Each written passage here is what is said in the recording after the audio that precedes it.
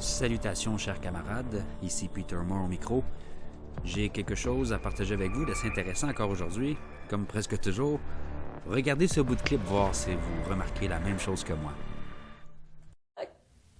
Qui veut voir ses enfants aller mourir dans des atrocités?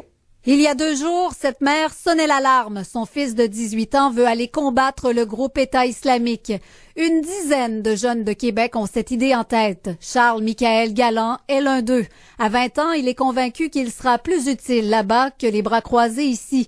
Il a été cadet à utiliser des simulateurs de combat professionnels. Il est déterminé. Même si ça mettait ma vie à risque, j'avais le goût de servir. Cet animateur de radio de Québec les encourage.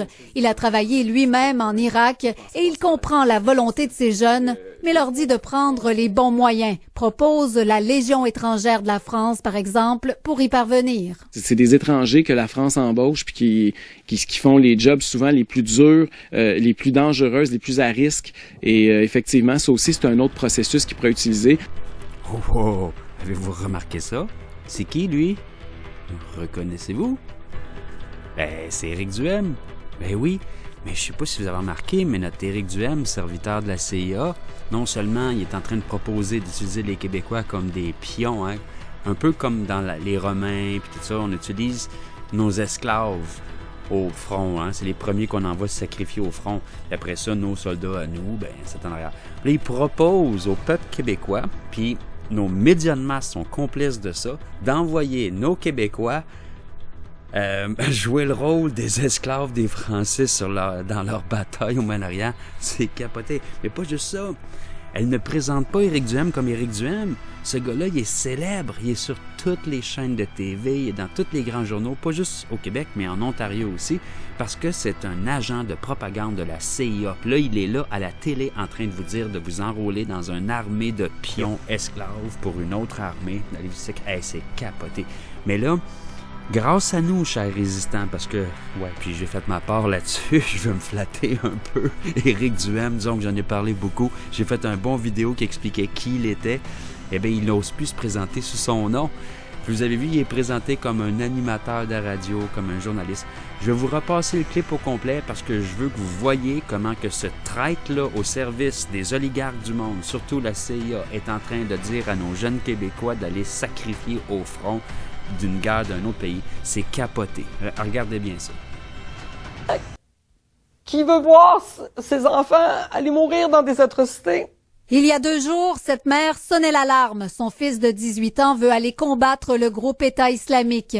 Une dizaine de jeunes de Québec ont cette idée en tête. Charles-Michael Galland est l'un d'eux. À 20 ans, il est convaincu qu'il sera plus utile là-bas que les bras croisés ici. Il a été cadet à utiliser des simulateurs de combat professionnels. Il est déterminé. Même si ça mettait ma vie à risque, j'avais le goût de servir. Cet animateur de radio de Québec les encourage.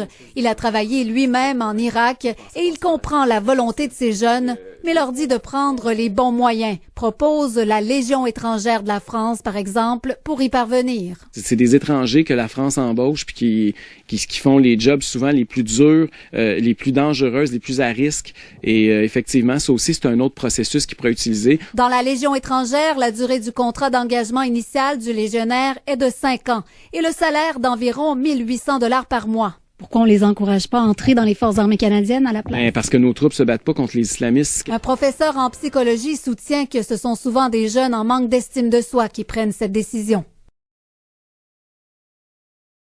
Les gens s'attachent à des idéologies pour combler des besoins psychologiques. Il faut être attentif aux signes avant-coureurs. Mon jeune, il fait ci, il fait ça. Peut-être que je devrais peut-être m'inquiéter.